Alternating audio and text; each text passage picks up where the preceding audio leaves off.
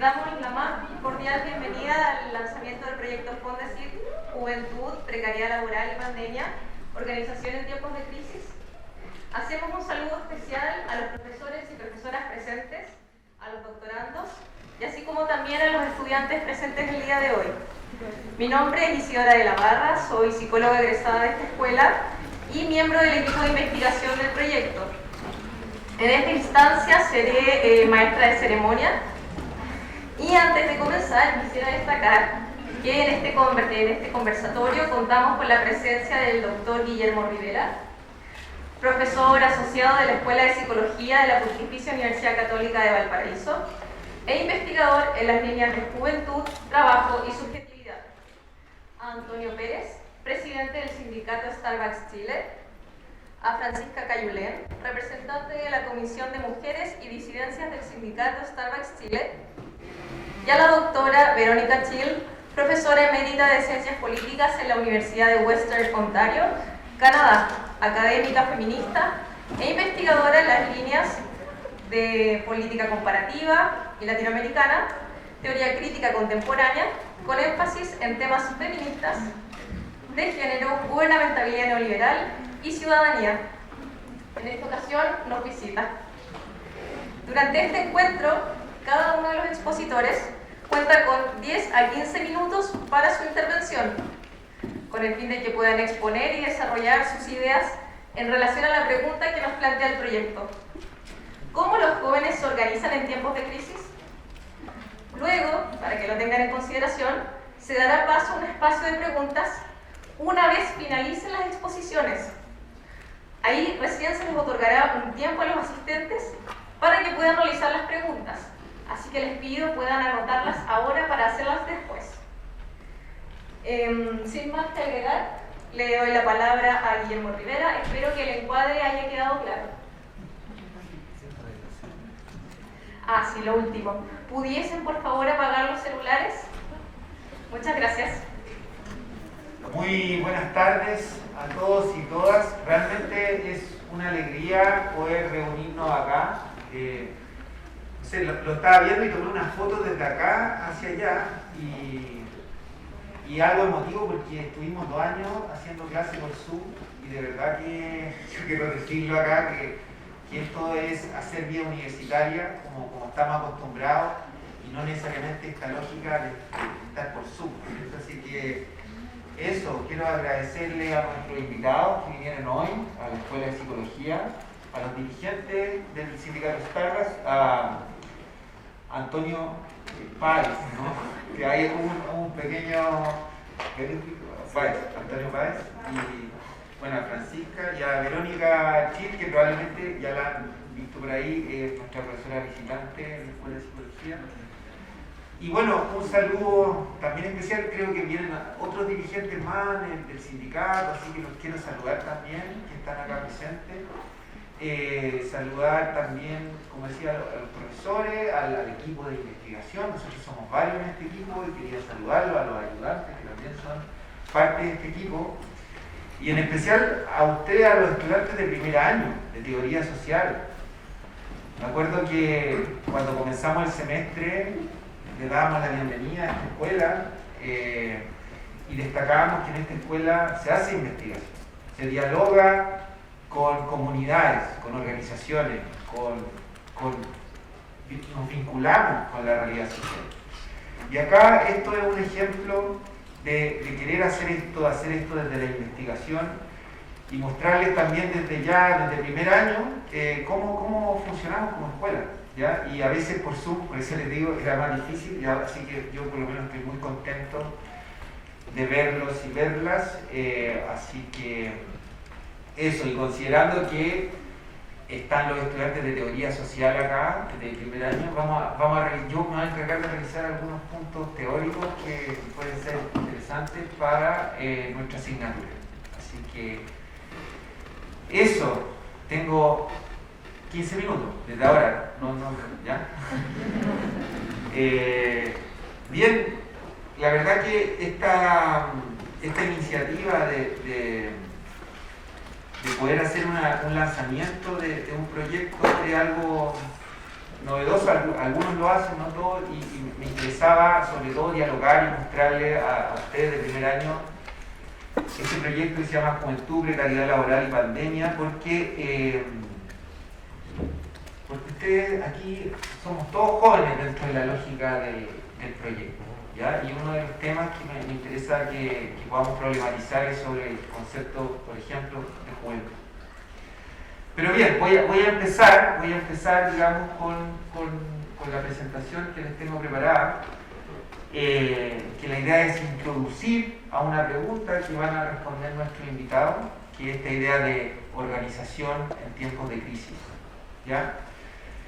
El 11 de marzo del 2020, la Organización Mundial de la Salud asignó el estatus de pandemia al COVID-19, ¿ya? Y como bien sabemos, esto no solo generó, digamos, un tema de salud, digamos, una alarma sanitaria a nivel mundial, sino que también, como podemos ver ahí en el PowerPoint, ¿no es cierto?, gatilló una crisis geopolítica en relación al trabajo, ¿ya? Vivimos en estos momentos en una crisis económica y política en relación al trabajo a nivel mundial, ¿ya? Esto lo ha documentado principalmente organismos internacionales como la Organización Internacional del Trabajo, y en esta crisis geopolítica los actores más perjudicados, ¿no es cierto?, o más afectados son los jóvenes trabajadores.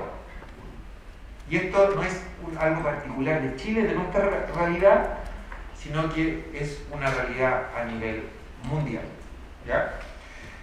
Así, de esta forma, la precariedad que nosotros, digamos, se viene relevando hace décadas, ¿no es cierto?, en Latinoamérica y en otras regiones del mundo, asociada principalmente a una empleabilidad cuyas características generan altos niveles de inseguridad y vulnerabilidad de los trabajadores, ha ido en aumento. Hay un escenario que es bien adverso, y algunos autores mencionan que estamos viviendo, o los jóvenes están viviendo, un estado de precariedad, y que ha sido, que particularmente en Chile ha ido en aumento desde lo que fue el estallido social o la revuelta social de octubre, ¿ya? Hay varias connotaciones ahí, y obviamente, me refiero a octubre del 2019, obviamente, ¿me entienden? La revuelta social, y la crisis sanitaria del COVID 2020, 2021 y hasta nuestros días, ¿ya? Entonces, este proyecto, en el fondo, ¿qué es lo que busca? Busca investigar las formas, y aquí me voy a ir lento porque lo central aquí, lo esencial, es que busca investigar las formas de organización de los jóvenes trabajadores que se viene manifestando en los últimos años y durante la pandemia en respuesta a esta precariedad laboral, ¿ya? Tengo solamente, como saben, 15 minutos, por lo tanto, en relación al proyecto, solamente para abrir el conversatorio y después darle la palabra acá, que me acompaña, solamente me interesa detenerme en tres ideas principales que son centrales también en este proyecto. En primer lugar, ¿quiénes son los jóvenes que son parte de este proyecto? ¿O cómo estamos entendiendo a la juventud en este proyecto? Ese es el número uno. El número dos es qué entendemos por precariedad. Probablemente ustedes han escuchado, me refiero a los estudiantes de primer año, el concepto, la idea de precariedad, pero ¿qué es la precariedad teóricamente? Me interesa que nos detengamos unos minutos en eso. Y por último, presentar los objetivos y, si alcanzo un poco el alcance o lo que también soñamos con este proyecto. Este proyecto es a 3 años, o sea, tenemos harto tiempo para trabajar en este proyecto. Entonces, partiendo, yo aquí hay unas imágenes de revuelta social, y la que está al lado de Hong Kong, ¿ya? De las manifestaciones que hubieron en el 2019. Entonces, en este proyecto entendemos a los jóvenes desde este rol activo que han tenido en los procesos de transformación social que se han manifestado a nivel global a través de protesta social, y donde han articulado también a la ciudadanía en distintos espacios, ya no solo en la calle, sino que en espacios educativos, espacios laborales y comunitarios. Antes de la pandemia, específicamente en 2019, vimos estos movimientos sociales principalmente articulados por jóvenes en Hong Kong, en París, en Quito, acá en Chile, Santiago, incluso con pandemia en Bogotá, en Colombia, también hubieron expresiones de estallido social que ahí iban con mascarilla, como en un escenario de pandemia. Y es más, en Estados Unidos también hubieron estallidos sociales, en Minneapolis, George Floyd, quizás les suena, o sea, la gente, los jóvenes salen a la calle.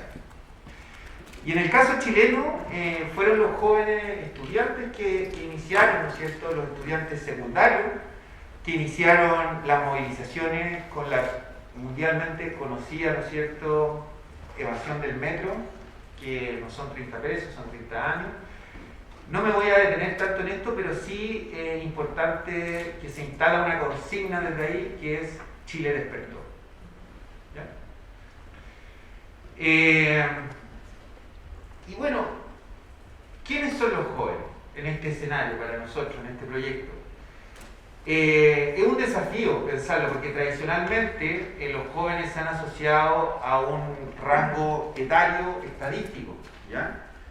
Por ejemplo, la Organización Mundial del Trabajo dice que los jóvenes tienen entre 15 y 24 años, ¿ya? Acá el INJU habla de que tenemos entre 15 y 29, de 18 a 19 en la categoría juventud. Entonces, si se fijan, bueno, van a tener psicología del desarrollo más adelante y también se va a plantear desde ahí la juventud, desde un rango etario, estadístico. Pero nosotros estamos en desacuerdo, digamos, en este proyecto con esa visión de juventud. Nosotros pensamos que alguien de 30 años puede ser alguien joven. Un trabajador de 30 años puede ser un joven trabajador. Pero bueno, más adelante voy a ir más en detalle y me gustaría, y aquí les voy a leer algo, porque para este proyecto nos interesa entender a la juventud, y aquí muy desde la línea de la psicología social, como una condición social que se puede caracterizar por actitudes, comportamientos o una subcultura que responde a las características propias de un escenario histórico determinado. ¿Ya? Es más cultural y subcultural también. Dentro de las subculturas, ¿no es cierto?, que configuran una gran cultura. Por lo mismo creemos que es importante para nosotros, como pueden ver ahí en la presentación, deconstruir estas visiones estandarizadas de juventud. ¿Ya? Y claro, en términos de una mirada inclusiva, también al deconstruir, nosotros pensamos que cuando decimos los jóvenes o la juventud, en este proyecto lo hacemos en el entendido de que todas las menciones representan al conjunto de jóvenes en todas sus expresiones de género. ¿Ya? Eso es súper importante. Y bien, nosotros, en función del tiempo, consideramos, por lo tanto, que los jóvenes son actores sociales, son agentes de transformación social. No son seres pasivos ni estáticos ni dentro de un rango etario.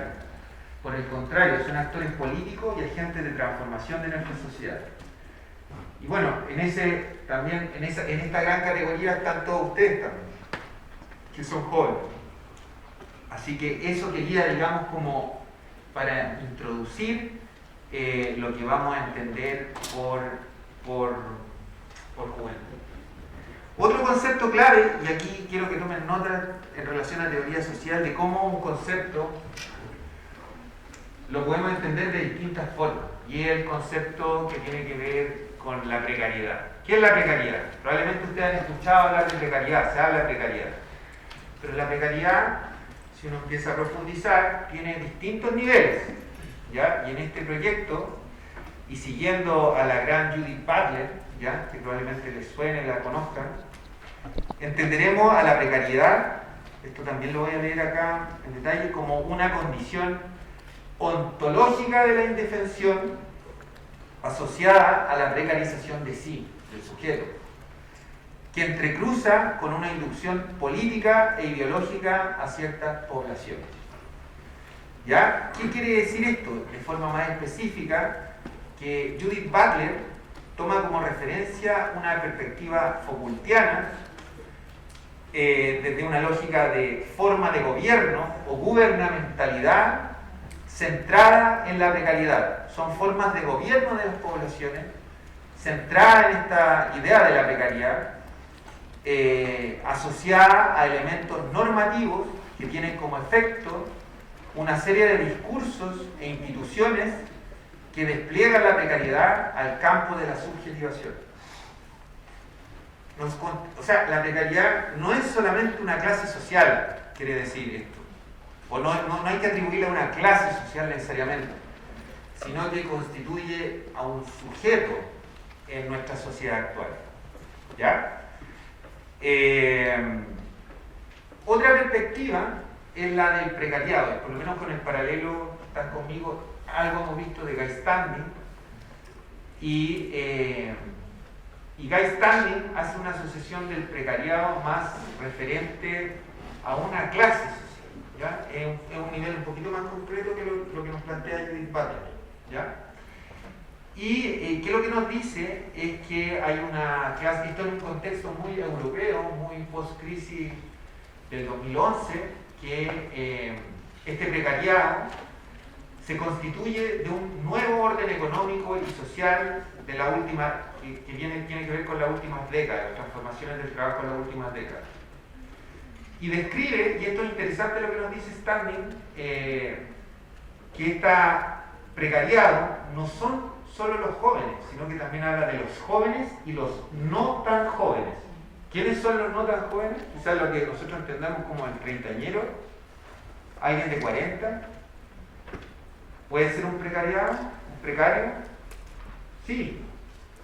Entonces, esta visión es bien interesante porque define algunos elementos subjetivos que en el paralelo, digamos, de teoría social estuvimos viendo, que se asocian a lo que él llama las 4A, que una de anomia, es decir, que representa esta clase social una sensación de desesperanza. Por otro lado, en segundo lugar, representa una ansiedad, hay mucha incertidumbre respecto al trabajo. Alienación, que es decir, que hay una sensación de que yo no puedo hacer lo que me gustaría hacer, estoy obligado a estar quizás en este trabajo y yo no quiero estar. Y por último, una adversión, que es como del inglés anger, hay como una rabia contra el sistema que me tiene en estas condiciones de precariedad. ¿Ya? Voy a dejar hasta ahí a Guy Standing porque también me interesa, hay una visión de un colega, el chileno, el Dustin Julián, que lo vamos a invitar también acá a la escuela, aprovecha. Sí, estuvimos hablando de ti. Bueno, ¿qué es lo que nos dice el Dustin? Es que también la precariedad se puede entender desde una perspectiva multidimensional, ¿ya? Y esto es bien interesante porque es una realidad más chilena, quizá, no sé, por Guy Standing, la Butler, ¿no es cierto?, están en otras realidades quizás y en otras dimensiones también. Entonces, lo que nos dice Dustin es que la precariedad se puede entender desde una perspectiva multidimensional donde elementos sociales trascienden la esfera del trabajo y constituyen una relación social. Y esos son elementos individuales, familiares, territoriales, es decir, donde vivo, mi familia, etc., asociados a un tipo de vulnerabilidad social. Y acá, como para ir cerrando este apartado, me interesa destacar que él habla de por ejemplo, una inestabilidad en relación al trabajo, por ejemplo, contratos de corta duración, movilidad, emprendimiento informal, trabajo por cuenta propia, muchas realidades que todos y todas conocemos en Chile, ¿no?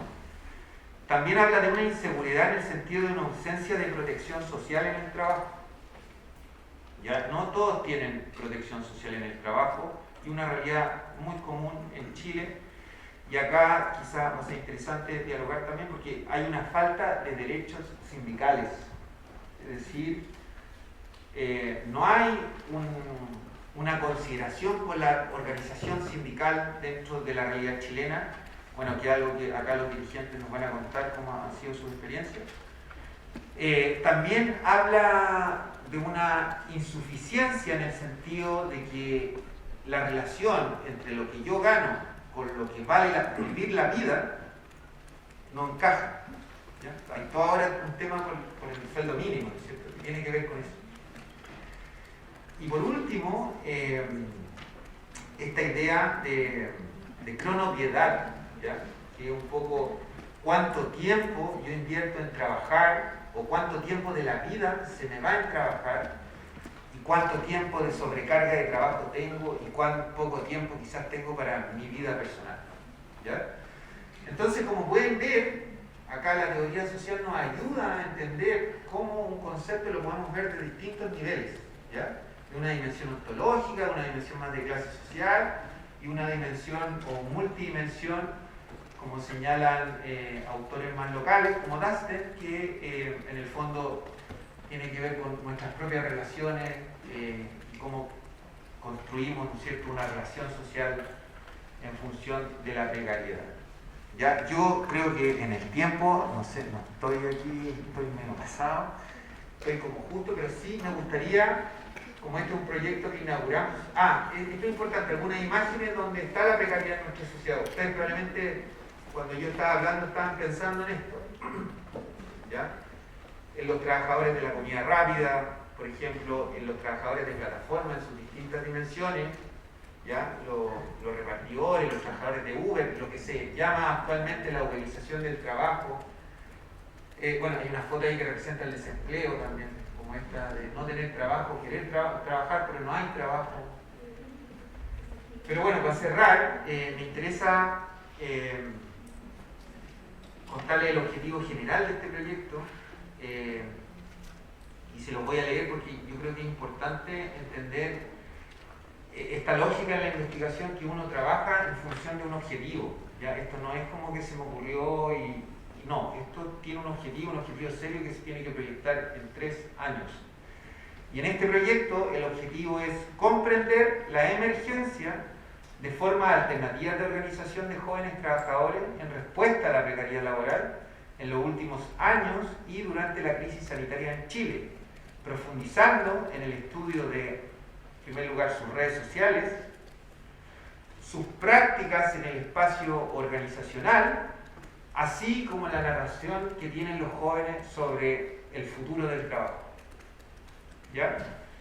¿Qué quiere decir esto en otras palabras? Que nos interesa, a través de lo que ha sido el estallido social y la pandemia, no solo caracterizar nuevas formas de trabajo, sino también develar y poder comprender cómo estas formas de organizar el trabajo cuestionan e interpelan como acción, y acá es importante, también como una posición política, a las formas tradicionales o hegemónicas del trabajo que promueve una racionalidad económica centrada en valores individuales. ¿Ya? Nosotros queremos romper un poco con esa lógica de este proyecto, es decir, dejar de lado esta noción individual que de alguna forma está súper instalada en nosotros a través de la ideología neoliberal o el neoliberalismo, y empezar a entender cómo la articulación, digamos, el colectivo o la organización también puede ir en contra de eso o buscar alternativas a lo que ya existe. ¿Ya? Por lo tanto, el foco va a estar en eso, en pasar, o sea, en tratar de entender cómo la organización también nos permite salir adelante o no de esta precariedad laboral.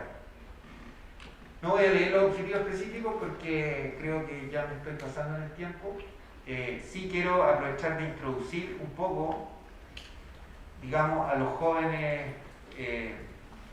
o dirigentes que tenemos acá en el sentido, en una perspectiva más amplia, ¿ya? Como que dentro de la juventud y la precariedad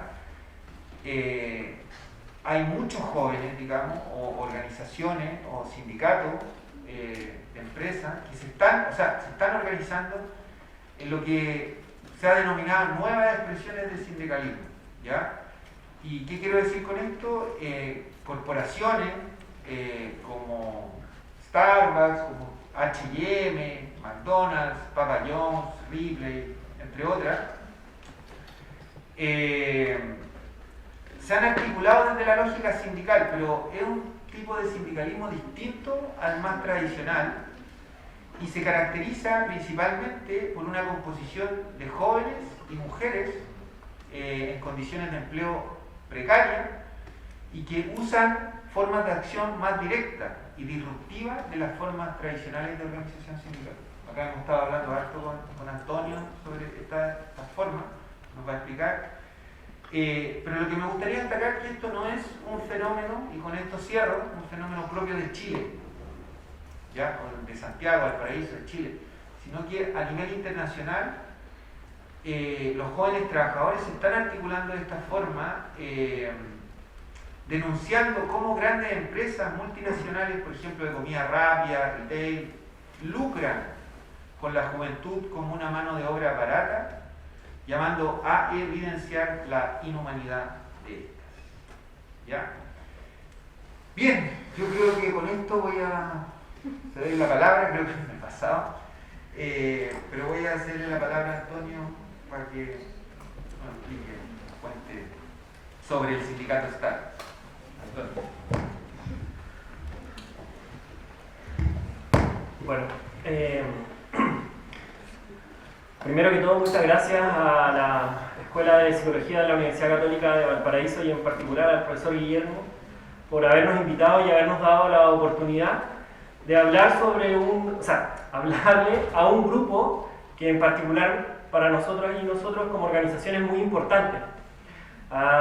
No solo porque ustedes sean jóvenes, sino que muchos deben venir saliendo recién de sus colegios y van a empezar a darse cuenta de que la vida de una u otra manera los va a obligar a tener que trabajar. Y el problema es que los trabajos a los cuales ustedes van a poder optar van a ser trabajos precarios. Van a ser trabajos donde van a tener jefaturas, quizás de la misma edad que ustedes, y se van a aprovechar de eso para vulnerar sus derechos laborales. Constantemente nosotros hemos conversado esto y hemos buscado de hecho cómo conectar, no solo en los espacios universitarios, sino incluso a nivel de escuelas, para que ustedes conozcan sus derechos, para que sepan qué es lo que pueden hacer y no pueden hacer estas grandes empresas y dar una mejor defensa de sus derechos, que no son muchos, pero estamos trabajando para que sean más. Así que es igual que darle las gracias primero y comentar esto porque para nosotros siempre es una oportunidad y es algo que creemos que hay que sacarle provecho mutuo. Así que si alguno de ustedes trabaja o en Starbucks o en McDonald's o en Burger King, se pueden después contactar con nosotros, hay sindicatos en esos lugares. Y si trabajan en algún lugar y no tienen sindicato, también nos pueden contactar y les ayudamos a organizarlo. Esto lo decimos siempre. Ahora sí, lo que quiero un poco conversar, o lo que quiero poner sobre la mesa, y a propósito de lo que decía el profesor Guillermo, es cuál es la historia o el tránsito por el cual nosotros como sindicato hemos caminado, digamos, a tener hoy día la organización que tenemos. Al igual que muchos de ustedes, llegamos a una empresa como Starbucks, sobre todo para poder costear nuestras necesidades básicas durante los periodos de estudio. Yo también estudio, estoy terminando, sí, después de muchos años, historia en la Universidad de Playa Ancha, y me di cuenta que para poder costear, para poder estudiar necesitaba también sacar fotocopias, comprar libros, transportarme, comer, etc. Y como no tenía cubiertas esas necesidades ni por mi familia, ni por el Estado, ni por la universidad, tuve que ingresar al mundo laboral. Después de haber pasado por otras experiencias, llegamos a Starbucks, muchas personas jóvenes con la expectativa de que Starbucks era una empresa simpática, mundial, salen las películas, buena onda, pero cuando uno está detrás de la barra se da cuenta que esa realidad no es muy distinta a la de otros lugares. Y empezamos a, de una u otra manera, vivir el autoritarismo dentro del trabajo, donde se te hacía trabajar más de las horas que te correspondía y no se pagaban, donde había descuentos que las empresas unilateralmente te hacían y no te explicaban, y así una serie, digamos, de problemas y deficiencias que hace que los trabajadores empiecen a buscar formas de parar estas vulneraciones. Y en particular, el momento crítico para los trabajadores y las trabajadoras de Starbucks fue el año 2009, a propósito de la crisis internacional que ocurrió en Estados Unidos, que llevó a la empresa a despedir decenas de miles de trabajadores en Estados Unidos, pero también en el resto del mundo. En ese momento, Starbucks Chile pertenecía a Starbucks Corporación, Es decir, las jefaturas chilenas eran solamente intermediarias entre las decisiones que se tomaban en las juntas directivas en Estados Unidos. Por lo tanto, si es que había una decisión en Estados Unidos de recortar personal o de cerrar locales, probablemente eso se iba a replicar en Chile. Y asusados un poco por ese temor es que se organizó un primer grupo de trabajadores y trabajadoras en la oficina central de Starbucks, en la tienda Isidora Goyenechea con San Sebastián, en pleno Sanhattan, en la zona más, digamos, financiera de Santiago, el primer sindicato de Starbucks en Latinoamérica. Posterior a eso, y aprovechando también el auge del propio movimiento estudiantil en las peleas del 2011, el sindicato se propuso poner sobre la mesa su primera negociación colectiva.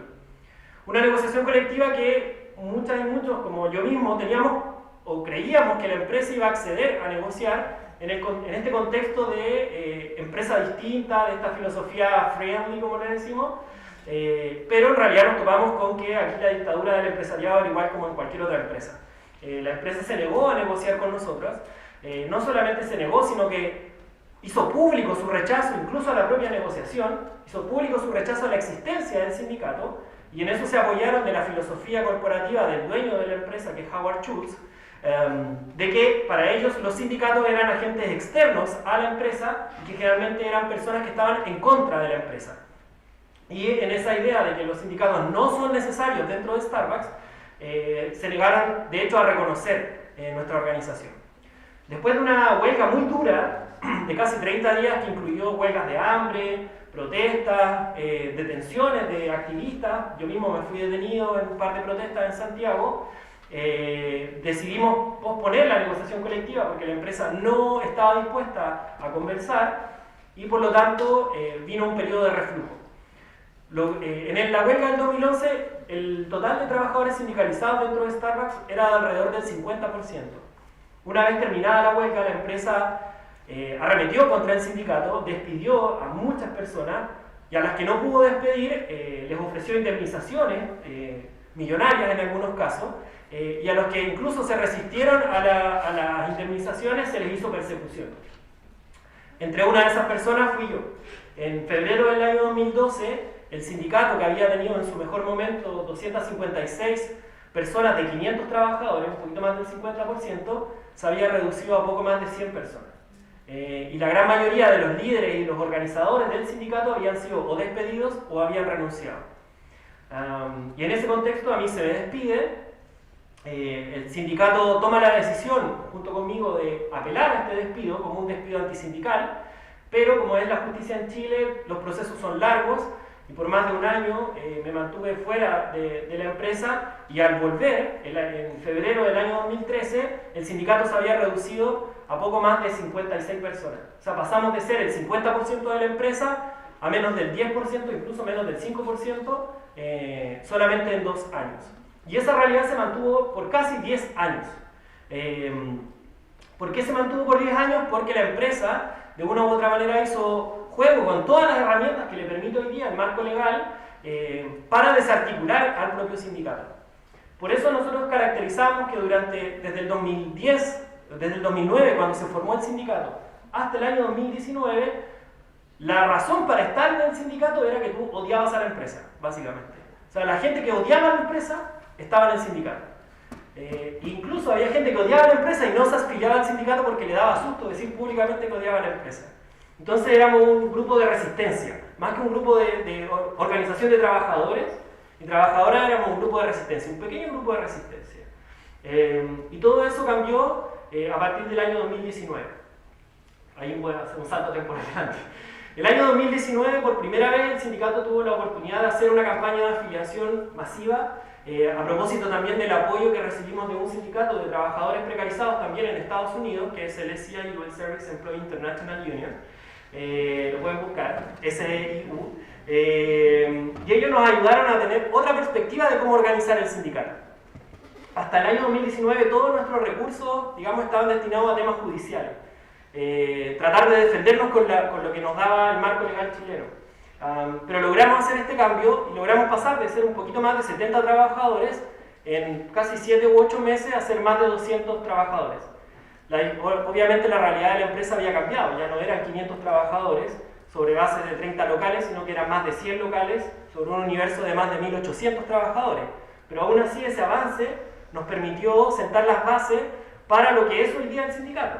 O sea, compañeras como la Fran, como Leslie, como Mileka que están acá, ingresan activamente al sindicato justamente en ese periodo, porque comenzamos a tener un grado de exposición, de pensar el trabajo sindical de otra manera, de buscar representar a las y los trabajadores de otras formas. De hecho, la explosión en un sentido de nuestras redes sociales, o el cómo pensamos el acercamiento a los trabajadores y las trabajadoras de la empresa, se da en este periodo. Y obviamente la gota que rebalsó el vaso, digamos, en este sentido fue el estallido. Durante el periodo de octubre del 2019, la directiva del sindicato tuvo que tomar una decisión, que nosotros decíamos una decisión estratégica. La gran mayoría del sindicalismo, como lo decía Guillermo, tiene décadas de training, digamos, de entrenamiento, de una lógica muy construida. Y esa lógica construida se basa en un compromiso de responsabilidad, de que mientras la empresa gane, el sindicato también gana, los trabajadores también ganamos.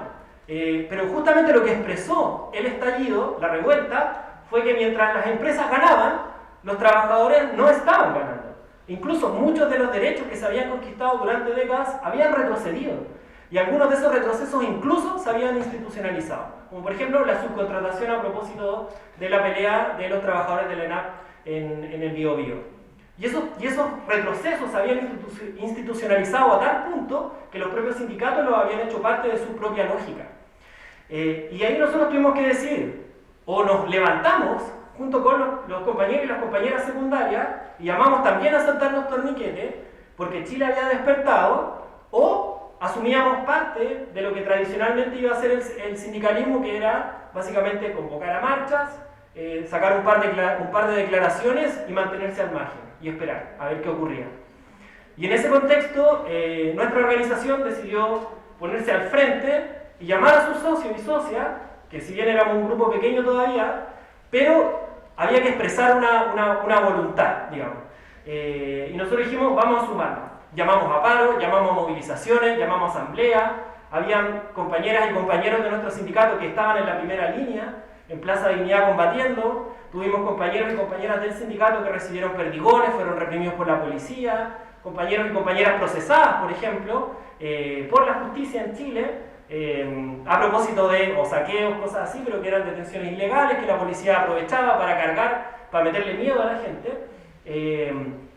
Pero eso desarrolló una psicología de que nuestro sindicato ya no era un sindicato de resistencia, un pequeño número de trabajadores que se iban a dejar avasallar por una gran corporación como el Starbucks, sino que también teníamos derecho a levantar la voz y a salir a la calle y a pelear por nuestras demandas. Y en el marco de la pandemia, que eso representó un duro golpe para la gran mayoría de los trabajadores y trabajadoras de la comida rápida en general, fue la aprobación de la ley de la suspensión. No sé si alguno está familiarizado con esa ley, pero básicamente el gobierno aprobó que empresas como Starbucks, como McDonald's, como Burger King, pudieran seguir funcionando a través de los sistemas de delivery, pero la gran mayoría de su dotación de trabajadores y trabajadoras las obligó a irse a sus hogares y a costear sus salarios a propósito de los seguros de cesantía. Y para peor, en el caso de que no tuvieran fondos en los seguros de cesantía, el Estado iba a subvencionar los salarios por un monto inferior a su salario real. Entonces, por ejemplo, en mi caso, yo gano un poquito más de 370 mil pesos, a pesar de que llevo 12 años trabajando en Starbucks, 370 mil pesos es mi sueldo. A propósito de la ley de suspensiones, tuve que ver reducido mis ingresos en casi un 70% por más de un año. Mientras tanto, la empresa seguía funcionando, seguía vendiendo. Incluso a los trabajadores que estaban trabajando, que en verdad no eran trabajadores, eran los gerentes, se les pagaban bonos, compensaciones por esta supuesta recarga laboral. Y la inmensa mayoría de quienes trabajamos, de que hacemos funcionar la empresa, estábamos suspendidos viviendo con nuestros pocos ahorros, viviendo de los IFE, viviendo de los retiros, etc.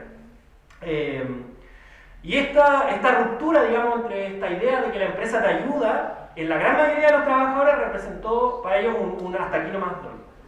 Y el sindicato pasó de representar un poco más de 219 trabajadores a más de 700, incluso llegamos a los 900 trabajadores afiliados durante la pandemia.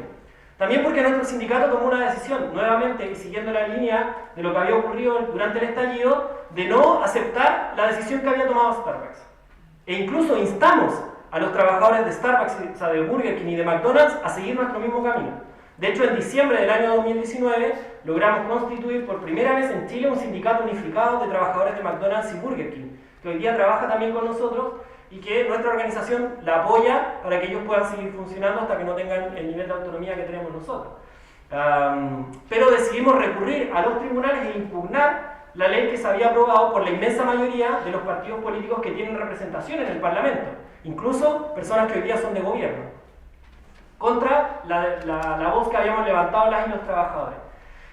Afortunadamente ese juicio, digamos, tenía tal relevancia a nivel nacional que logramos de una u otra manera quebrar la voluntad de la empresa de sostener su postura terca en el fondo de que lo que estaban haciendo era correcto y tuvieron que indemnizarnos, desgraciadamente por un tema judicial no puedo decir el monto, pero era harta plata.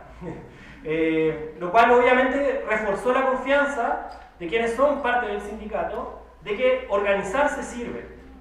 Y que hoy día, de hecho, en la post-pandemia, tuvimos un proceso de negociación colectiva durante el mes de enero y febrero, que terminó el 1 de marzo, donde también más de 700 trabajadores y trabajadoras fueron representadas por nuestra organización para buscar mejores condiciones laborales en una empresa que, aunque supuestamente es pro trabajador, dicen ellos, en realidad es pro sus ganancias, de conservar, digamos, sus utilidades y las de sus accionistas, y si para eso tienen que reducir los derechos laborales de sus trabajadores o explotarles y sacarle el jugo hasta donde ya no den más, lo van a hacer y no van a tener ningún tipo de reparo moral, ni valórico, ni nada en hacerlo. Y la única resistencia que puede haber a eso es justamente organizaciones como las nuestras. Organizaciones que de hecho traten de desafiar los estándares que existen dentro del mundo del trabajo, que es un mundo muy complejo, donde toca lidiar con una serie digamos, de contrapresiones constantes que uno tiene, que van desde que las empresas tratan de comprar a los dirigentes, que seguramente si alguno de ustedes tiene algún papá o mamá que esté sindicalizado, deben saber que hay dirigentes sindicales vendidos, porque las empresas tienen recursos económicos y justamente los ocupan para eso. Entonces, nosotros hemos querido marcar un punto,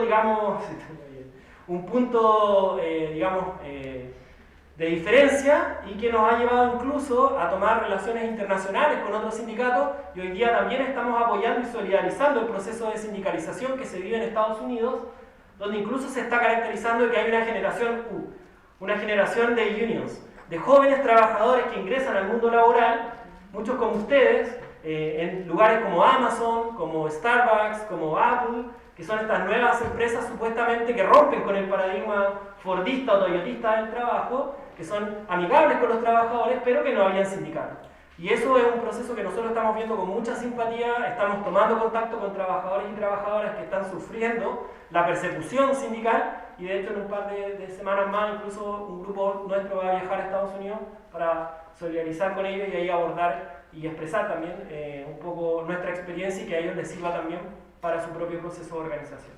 Eso. Me pasé por aquí.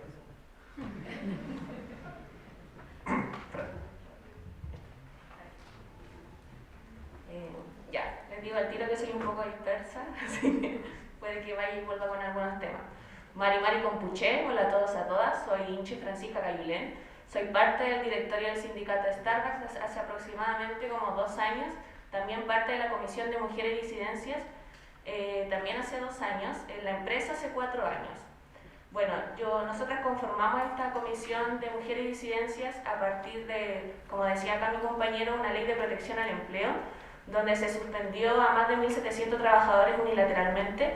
Dentro de ellos y ellas estaban 16 trabajadoras que estaban embarazadas o con niños en sala cuna, los cuales nosotros pusimos un recurso de protección para estas mamitas durante toda la extensión que duraba la pandemia. Producto de esto se conformó esta comisión con más chicas, se hizo una reunión, una asamblea, nos juntamos todas y empezamos a ver como las perspectivas de cada una y una.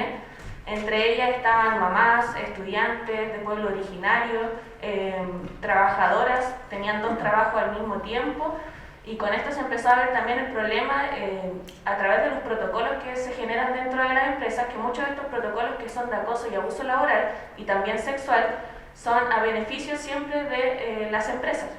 ¿Por qué? Muchas veces las personas que son víctimas son siempre revictimizadas en los procesos de protocolos y acoso de abuso laboral. ¿Por qué? Porque se les pide constantemente de que den relatos de lo que le ha sucedido constantemente, y esto lleva a que la persona que es víctima deje de lado el proceso, cosa que es importante para nosotras para poder formular un nuevo protocolo y que en otras empresas también se empezaran a formular dentro de ellos. Otro punto importante es el acompañamiento psicológico que muchas veces debemos tener dentro de este procedimiento.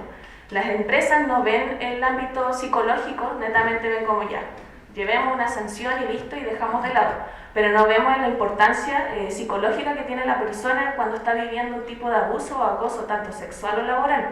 Por eso también es fundamental y nos agarramos de estos puntos importantes para poder formular un nuevo protocolo. Otro punto importante, bueno, el seguimiento. Se hacen estos protocolos, pero nadie sigue el procedimiento que lleva el protocolo.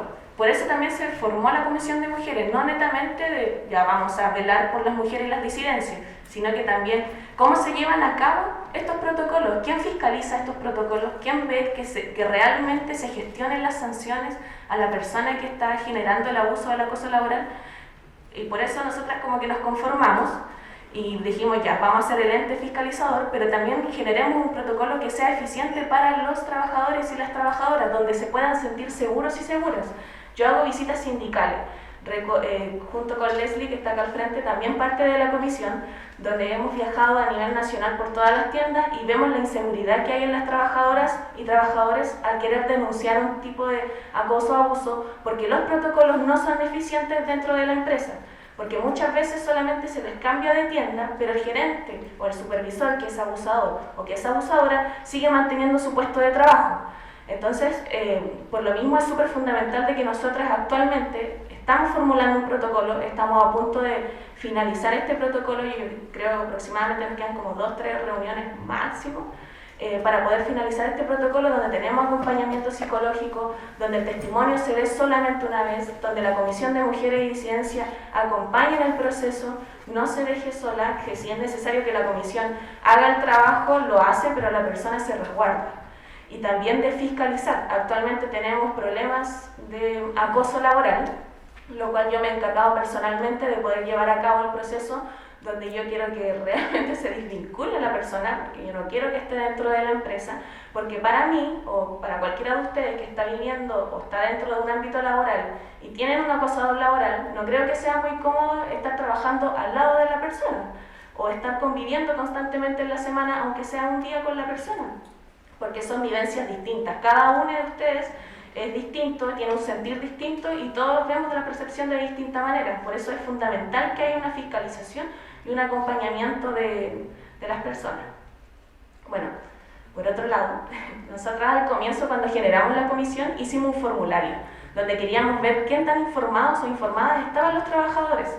En esto nos dimos cuenta que el 80% de los trabajadores no sabía que existía un protocolo y el 90% de los trabajadores no denunciaba por miedo y porque los protocolos no eran efectivos. Actualmente estamos generando un nuevo formulario para saber si realmente nosotros el protocolo que vamos a sacar actualmente es visible. Bueno, igual le hemos dado alta énfasis al protocolo para que las personas realmente se empiecen a informar. ¿Y qué quiero llegar con esto? Es que cuando ustedes ingresen a un ámbito laboral, por ejemplo Burger King, McDonald's o el que sea, se informen cuáles son los protocolos que hay detrás, qué tengo que hacer si me pasa esto, a dónde voy, con quién hablo, qué hago, a quién le envío un correo, cuáles son las sanciones. Informarnos, no solamente ir y trabajar, sino que saber qué hay detrás, porque no estamos libres de estas cosas y lamentablemente se dan cada vez más dentro de estos trabajos, aún más en este ámbito precario que es la comida rápida, donde no se hablan estos temas. McDonald's es uno de con los índices más grandes de acoso y abuso laboral dentro de la empresa y nadie hace nada, no hay una organización consistente que pueda como rebatir este tema. Entonces es súper fundamental como que nos empecemos a organizar, que tengamos el poder. Tenemos el poder, lo que pasa es que tenemos que sacar el miedo, y muchas veces ese miedo es como perder la pega, pero tenemos que hacerlo porque si no lo hacemos nosotras o nosotros, ¿quién lo va a hacer? Solo nosotros podemos resguardarnos de esta inseguridad que generan estas empresas y que es el abuso colectivo que también generan hacia nosotros.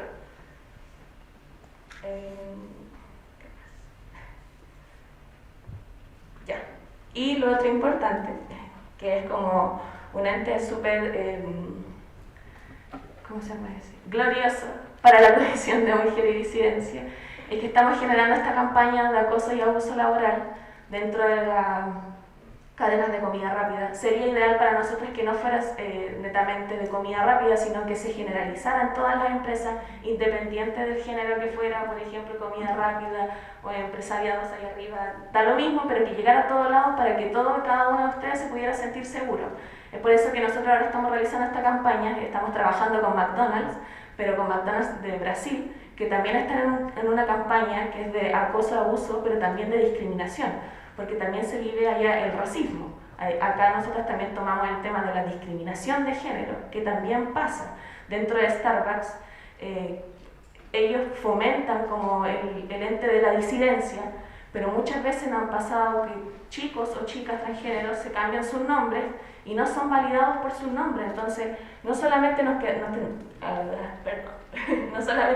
que quedar como con lo que dice por fuera la empresa, sino que cómo se ejecuta lo que dice la empresa, cómo lleva a cabo lo que me está diciendo la empresa y lo que me está vendiendo la empresa. Porque es súper fácil decir, ya, yo voy a hacer esto, pero ¿cómo lo hace? Todos quedan ahí como, llegan a la empresa con una visión de disidencias, pero llegan y no se sienten representados o representadas realmente, o resguardados realmente por la empresa.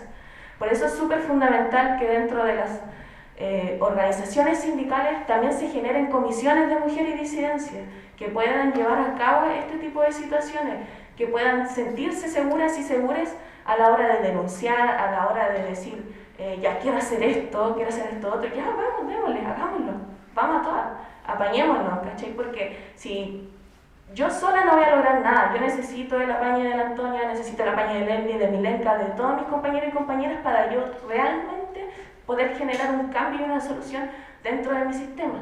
Independiente de que ustedes vayan a estar un rato en Burger King, McDonald's, Starbucks, generen un cambio, ese granito de arena ayuda a caleta. Y eso, como fomentar de verdad que sí, la organización sindical, la organización de comisiones de mujeres y disidencias, e invitarlos también a que si necesitan como una guía o algo, estamos súper dispuestos y dispuestas a poder generar la ayuda necesaria. Chat to May.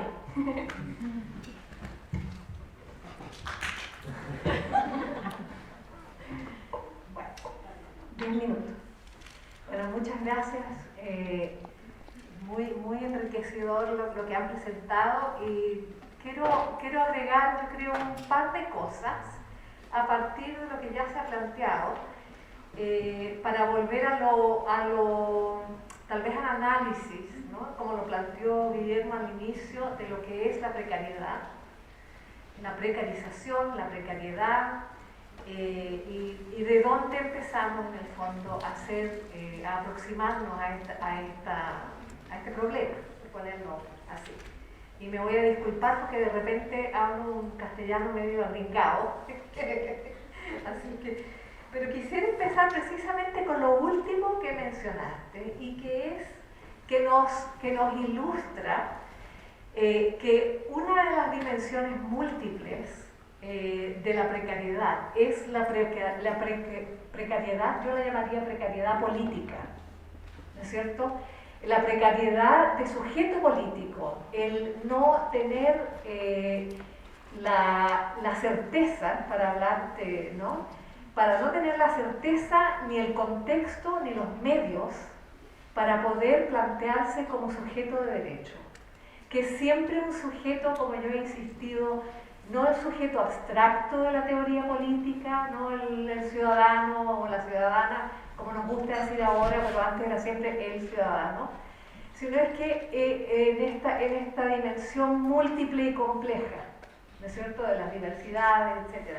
pero lo fundamental es la capacidad de poder decir, yo llego a una empresa, yo llego a una universidad, yo llego al ámbito público, del sector público, y como trabajadora, yo tengo, o como estudiante, o como usuaria, como nos gusta decir acá, clientas de programas, yo tengo derechos, ¿no?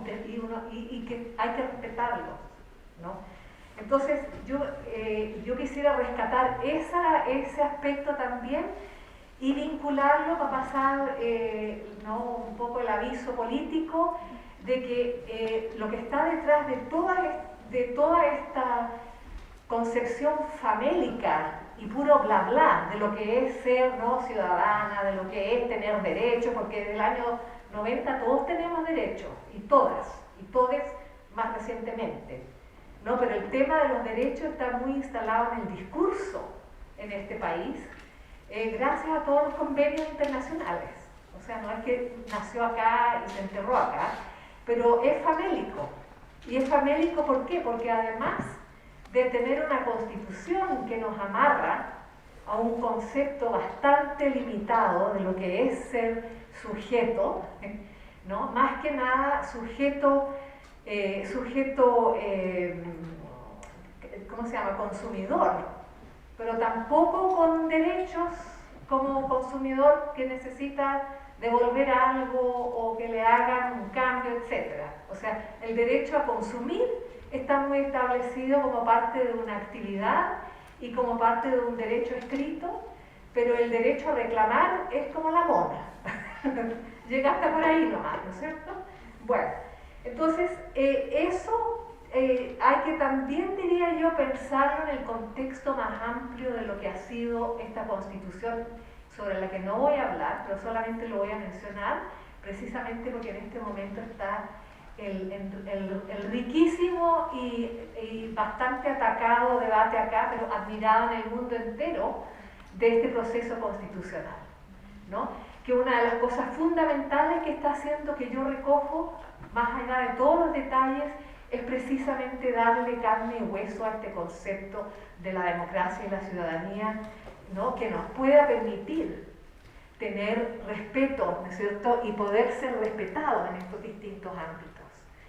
Pero quisiera, eso entonces un punto que quiero hacer, pero quiero volver al punto de cómo conceptualizar la precariedad y la precarización, y quiero volver a el movimiento diverso, inclusivo y fascinante, nuevamente desde afuera, en Chile y en la Argentina, sobre todo en estos dos países, que desde a partir de, bueno, de los 2000, pero así irrumpe el 2018, ¿con qué? Con una demanda del fin a la precarización, como demanda feminista. Entonces, quisiera terminar mi comentario diciendo por qué yo veo eso como algo que habría que también considerar cuando hablamos de la precarización, ¿no? ¿Por qué? Porque lo que hace, y tú me diste un elemento al decir, bueno, entre la gente que fue despedida de Starbucks, fueron despedidas mujeres embarazadas y mujeres con hijos pequeños, ¿no es cierto? También en este país se puede comprar seguros de salud con útero o sin útero, como aprendí hace poco. Pero entonces, ¿a qué apunta esto? Y esto apunta al hecho que tenemos que tener cuidado en nuestra concepción de la precariedad y precarización, en una concepción que no deje fuera aquellos otros aspectos de la vida social y, bueno, emocional, etcétera, pero me refiero aquí a la vida social en la que estamos insertos. Aquello que la economía insiste en externalizar, no es parte de lo que se preocupa la economía, de lo que hacen las empresas. Las empresas esperan de que, aunque digamos refinadamente el trabajador, la trabajadora, les trabajadores, el concepto del trabajador es un concepto masculino de alguien que llega independiente, sin tipo de cosas que son externas, como cuidado de niños, embarazo, enfermedades de otro, eso no tiene nada que ver con la empresa y con la generación de ganancias. Eso queda fuera. Entonces, la precarización incluye también estas otras dimensiones, ¿no es cierto? De que hay una realidad social en la cual estamos todos insertos y insertas, ¿no es cierto?, que hace posible que uno llegue como trabajador sin responsabilidad ni apellido a cumplir una cierta obligación laboral con un cierto sueldo, ¿no? Entonces, lo que yo quisiera decir es de que para entender tal vez, ¿no?, un elemento, quisiera contribuir a este elemento, para entender cuáles son los desafíos y las posibilidades de organización, los temas que surgen ante la empresa, como lo que ya estás mencionando, ¿no? Otros temas más. Por ejemplo, en Canadá el tema de la sala cuna ya se instaló hace mucho rato, ¿no? Entonces, y no de las empresas, sino que directamente como una obligación también y una demanda a los estados responsables, a los distintos niveles del estado. Entonces, lo que quisiera hacer es invitar a pensar en la precariedad y en la precarización, tomando en cuenta estos otros aspectos de la vida, ¿no? Y quién está encargado por expectativa social, por ordenamiento, ¿no es cierto?, social, de hacerse cargo de este tipo de tareas que son invisibilizadas y cuando llegan al ámbito público son mal remuneradas, ¿no es cierto? Y como en el caso como Starbucks no se consideran como parte de lo que hace la empresa, ¿no? Y aquí menciono algo que ha sido un poco mi enfoque y es cómo aun cuando uno sale con una carrera, ¿no es cierto?, de psicólogo comunitario, psicólogo clínico, sociólogo, antropólogo, termina trabajando en el Estado en condiciones precarizadas, ¿no? Ese ha sido el enfoque mío, porque una cosa es el drama de estar estudiando y tener que trabajar para poder costearse, ¿no?, en las condiciones que mencionaste, y el otro es terminar una carrera, terminar con una deuda, American Style, ¿no? Chile tiene los niveles más altos, después de Estados Unidos, de la deuda por los estudios, pero terminar en una haciendo carrera en condiciones brutalmente precarizadas, ¿no? Y ahí no es que sean todos y todas.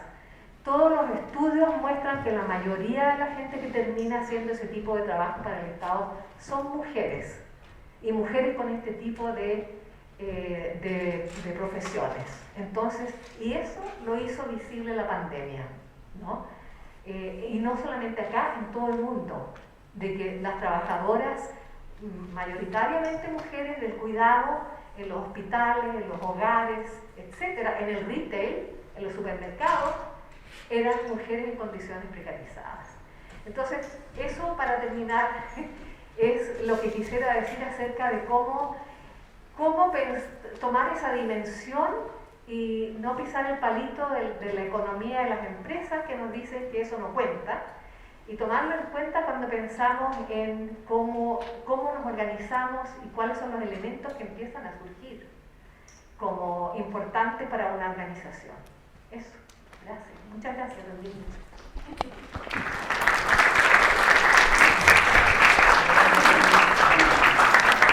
Ya, mi pregunta se basa en cómo se vería reflejado este tipo de organización de este sindicato de un concepto más actual de intervención en un contexto de trabajadores de microempresas o estos llamados emprendimientos, y cómo se podría solucionar estos tipos de problemas, ya que los emprendedores o de dueños de microempresas no tienen el mismo nivel adquisitivo que tienen empresas internacionales. Así es. Les vamos a pedir, por favor, los que se hagan preguntas, comentarios, que se presenten también. Perdón, soy Vicente González, de primer año. ¿Cómo? como estamos filmando, para que aparezcan después, también se van espectacular. Hola, bueno, agradecer al equipo, a Guillermo y a los 4 expositores que hoy día nos comentaron sus puntos de vista y sus experiencias. Yo quería preguntarles en particular a los dirigentes, a los dirigentes, que nos pudieran comentar un poquito como en estos tiempos como tan individualistas y donde los sindicatos tienen como todo en contra, entre comillas, ¿cómo ha sido su experiencia de trabajar para otros y por otros? Y desde ese lugar a lo mejor que pudieran contarnos qué sería el principal valor que ustedes han encontrado de este trabajo para posicionar el valor de los trabajadores en un contexto que es tan individualista. Y también, en ese mismo sentido, que nos pudieran contar también cuáles creen o cuáles han sido en su experiencia las principales dificultades que han tenido que enfrentar cuando se trata de movilizar o cuando se trata de organizar justamente a estas personas y comunidades que a veces desconfían o que trabajan más bien o tienen una experiencia más bien individualista. Esa es como mi pregunta. Gracias. Sí, te puedes presentar, que yo no sé si todo no me presenté, pensé que lo había hecho. Me llamo María Isabel y soy profesora de la Escuela de Psicología. María Isabel Reyes.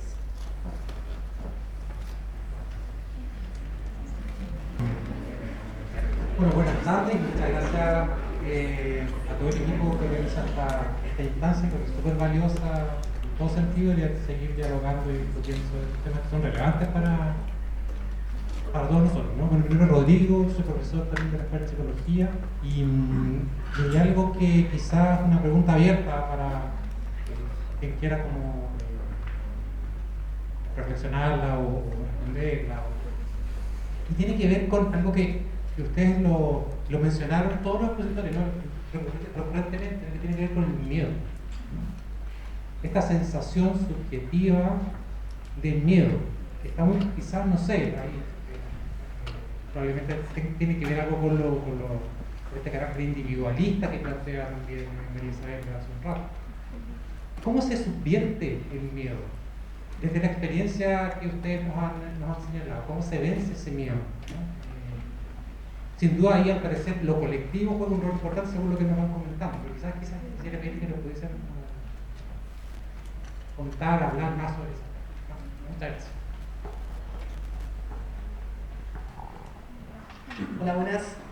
Mi nombre es Ricardo, yo soy parte del grupo de investigación. Yo soy colega, soy psicólogo y tengo un magíster en psicología social comunitaria. Primero agradecerles los comentarios, la experiencia de los chiquillos, bueno, que son parte del sindicato, que la verdad que también me interpela subjetivamente, porque yo también fui muchos años miembro de sindicatos de diferentes partes de Ripley, como yo estudiante, tuve que trabajar para pagar la carrera, gasté una deuda, de ser precarizado siendo trabajador de oficio, de ser precarizado como profesional. La verdad es que la pregunta es la siguiente. Ustedes, como parte del sindicato de su experiencia, han tenido antes de comenzar la pregunta, hay que recordar que principalmente se ve a las personas trabajadoras y trabajadoras como personas vulneradas, en realidad la vulneración han vulnerado sus derechos. Eso hay que tenerlo presente. Bueno, dentro de la experiencia, en mi caso personal, yo fui despedido el año 2020 estando en una condición de una enfermedad, con una licencia médica. Fui despedido por ser parte del movimiento sindical del sindicato Paikcavi Básico. Los abogados, en específico, que fueron parte del servicio, con respecto a eso, no se complicaron con la situación porque en realidad no veían rentabilidad en el hecho de iniciar una demanda colectiva con respecto a lo que es demandar a la dirección de esta parte. Mi pregunta va ahí. ¿Ustedes han tenido experiencias con respecto a de que los abogados, los defensores principalmente de sus derechos, se reduzca principalmente a un mero hecho a nivel comercial o económico, a la variable económica con respecto a lo que es la defensa de alguna situación de vulneración que han tenido compañeras y compañeros del sindicato? Eso. Muchas gracias. Hola, me soy Camille, soy exalumna de la escuela y quería hacer una pregunta acerca de la Comisión de Mujeres y Disidencia. En su origen de la historia de cómo se creó esta comisión cuentan todo el tema de las demandas feministas, de las mamás trabajadoras, pero también van contando el tema de las discriminaciones que han tenido que ir por las discriminaciones de género. Entonces quería saber si podían compartir un poco más qué ha significado tener una comisión que no solo engloba feminismo, sino a su vez la disidencia. Un tema que igual ha sido cada vez más en boga, en redes sociales y en diferentes sindicatos. Si pueden compartir más sobre eso. ¿Están vivas? Bueno, creo que está de más presentarme. Yo durante la presentación los estuve escuchando y anoté algunas preguntas. Les quiero hacer al tiro. La primera es a propósito de la promoción y la difusión de las actividades a través de redes sociales como nueva forma de expresión de sindicalismo, como aparece en la presentación. ¿Qué rol cumplen las redes sociales al día de hoy en la lucha contra la precariedad para el sindicato o para otros trabajadores? Y la otra pregunta que tengo es, esta va para todos, ¿de qué manera creen que el estallido social o la pandemia ha cambiado la percepción de la precariedad de los trabajadores y las formas de organización? Ya, una de las dificultades más grandes que tenemos como organización es la rotación de personal, ya que constantemente está entrando y saliendo gente, ya que la mayoría, en su totalidad, en realidad la mayoría, son estudiantes. Entonces, como para pagar la carrera y luego se van. Entonces, cuando uno llega a hacer visitas y le comenta sobre el sindicato, la comisión, ¿verdad? Muchos dicen como, no, si voy a estar aquí un rato, ¿para qué me voy a meter al sindicato? Y ahí es cuando uno también tiene que entrar como con el bla bla de la organización, de hacer cambiar esa perspectiva de las personas, porque independiente de que estés solo en este trabajo momentáneamente, luego va a llegar a otro y puede sufrir las mismas precariedades. Y la cosa es que se eduque y que nosotros de esa manera también podemos educar para que el día de mañana, si está en otro trabajo, pueda suplir o complementar esto y llevar otra visión a su empleo. A mí personalmente, ¿qué es lo que me motiva como a la organización? Bueno, como tal, es organizar gente que se pueda educar en el ámbito laboral, ejemplo, protocolo, o simplemente ver una liquidación y que no le hagan descuentos alborotados, que muchas veces nos pasa dentro de la comida rápida. ¿Y cómo derrocamos el miedo? Es eso, teniendo un buen diálogo en realidad y también ir presencialmente. Muchas veces podemos tener estas redes sociales que nos pueden informar de todo lo que ganamos, lo que hemos perdido, a qué queremos llegar y un sinfín de cosas, pero lo fundamental es poder llegar a las tiendas, independiente de que si están al sur o al norte, pero es poder llegar. Los trabajadores se sienten muy en confianza cuando llega el sindicato a la comisión, de poder decir qué es lo que realmente está pasando en la tienda. Se sienten en confianza, otros sí tienen miedo, pero ahí es cuando entra el diálogo de vamos, o sea, dilo, esto es anónimo, yo no voy a dar tu nombre, como darle la confianza de que su testimonio va a estar resguardado dentro de mí, de mi persona, a la hora que yo vaya a hablar con la empresa. Y ahí es cuando muchas veces chicos o chicas como que quedan pensando y dicen, ya, sindicalizan. Y para mí eso es un logro gigante como organizadora. ¿Qué más? Bueno, sobre la comisión, bueno, fue difícil, porque por la rotación de personal igual y porque igual éramos poquitas. Entonces la pega igual se hace pesada para, no sé, 3, 4 personas que estamos en la comisión constantemente trabajando. Pero ese trabajo ha tenido frutos han llegado más personas, más disidencias, donde yo también me he podido educar, donde mis compañeras también se han podido educar porque sabemos del tema, pero tampoco en una gran profundidad, ni tampoco la persona que lo vive como tal. Son distintas discriminaciones que vivimos, tal vez yo como mujer, ella como disidencia, entonces ahí nos complementamos, nos podemos informar, y eso ha sido súper gratificante dentro de la organización actualmente, ya que somos alrededor de 12 mujeres y disidencias, y al comienzo éramos solo 3. Y ya, hablé de todo. Bueno, aquí no hay tiempo, así que...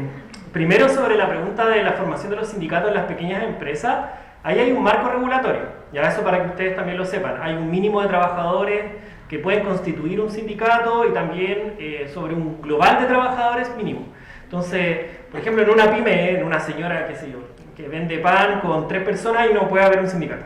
Legalmente no se puede. ¿Ya? Y eso también es un problema para esos propios trabajadores y trabajadoras. Probablemente si ustedes el día de mañana conforman un equipo o una suerte de asociación de 4, 5, 6 psicólogos y psicólogas y uno dirige eso, los otros no se le pueden sindicalizar, ¿ya? Tampoco se puede hacer. Y de hecho, y ese es el problema, por ejemplo, que tienen trabajadores en las pymes, que como no tienen derecho a organizarse, ¿quién negocia por ellos? La ley hoy día contempla que esa negociación es individual, ¿ya? Y el problema es que las grandes empresas, donde sí se puede dar esa lógica colectiva, ellos aspiran a que sea individual, replicar la misma lógica, ¿ya? De hecho, Starbucks en particular, ellos dicen que son una empresa de puertas abiertas. Hace poco estábamos justamente con Frank grabando un podcast, que va a salir en Spotify, para que después lo escuchen. Y yo cuento una anécdota, que mi primer día de trabajo, entro al back office y la persona que me está dando esta inducción me dice: mira, Starbucks es tan abierto que si tú quieres puedes tomar ese teléfono, llamar al gerente general y te va a contestar tus preguntas, porque así es la relación que ellos quieren incentivar, que si tú quieres informarte sobre algo puedas llamar y no tengas que recurrir, por ejemplo, a un sindicato o a un abogado. Así que eso un poco, y ahí yo lo quiero ligar con lo que preguntaba acá la profesora Marisabel, ¿cierto? Sí. Ese tipo de lógicas fomentan el individualismo y están dentro de una lógica más general de entender que las relaciones somos entre personas solamente, y el colectivo al parecer es algo que suena muy socialista, muy comunista, muy de la Guerra Fría, entonces hay que desecharlo. Y yo creo que ahí nuestro rol como organización es justamente, como decía la profesora, subvertir esa idea. Romper con la idea de que el individualismo es individualmente el uno a uno es la única forma de relacionarlo, y el colectivo ahí se vuelve clave. Ahora, el problema es que hay una desconfianza estructural hacia lo colectivo, y eso pasa sobre todo en organizaciones donde van a haber personas que eventualmente van a hablar en nombre mío, y en los sindicatos eso es más conflictivo todavía, porque un dirigente tiene la responsabilidad no solamente de representar a un trabajador de base, sino incluso negociar sus condiciones laborales, sus condiciones salariales en su nombre. Entonces, romper esa desconfianza es muy difícil. Y ahí para los sindicatos, ¿cómo se rompe eso? Es un trabajo, y es pensar, y es creatividad, es mucha creatividad. Los sindicatos tradicionales tienen la facilidad, de una u otra manera, en que en general están concentrados en un lugar. Entonces, para un dirigente, por ejemplo, con todas las dificultades que esto tiene, ¿ya? De Walmart, de Ripley, de París, incluso los sindicatos industriales tienen la gracia de que el universo de sus trabajadores está concentrado en una fábrica, o en una tienda, o en un gran, digamos, espacio, sea el que sea. Pero a nosotros nos pasa algo distinto, porque Starbucks tiene un modelo de reventar los locales de cafetería. Por ejemplo, ahí la profesora conversábamos antes. Starbucks dice, para que piensen la locura, yo trabajo aquí en el mall. Yo salgo de mi tienda y lo primero que veo es otro Starbucks. ¿Y por qué hay otro Starbucks? Porque ellos dicen, prefiero que ahí haya otro Starbucks y que ustedes, 2 tiendas, vendan menos a que se me instale la competencia. Entonces, un dirigente, como decía la Fran, tiene que hacer un enorme esfuerzo para poder moverse a nivel nacional por las más de 140 tiendas que hay en Chile. 140 tiendas que hay en Chile. O si tiene la oportunidad en algún momento de viajar, hay lugares donde está saturado de locales. En el aeropuerto de Chile hoy día hay más de 5 tiendas y está en proyección de que hayan 7 cuando se termine de construir el terminal completo.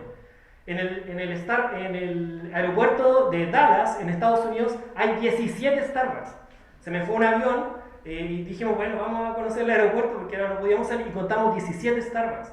En el Starbucks de Chicago había 12 Starbucks adentro. Entonces es una cuestión de, llega a ser como ese, no sé si han visto Los Simpsons, cuando Bart se va a hacer un piercing y entra a la tienda de piercing y sale con un vaso de Starbucks porque todo se volvió Starbucks. Ellos tienen esa lógica. Y el problema es que cada local es una microcomunidad. Y son pequeños grupos, entonces romper incluso esa pequeña individualidad es muy difícil.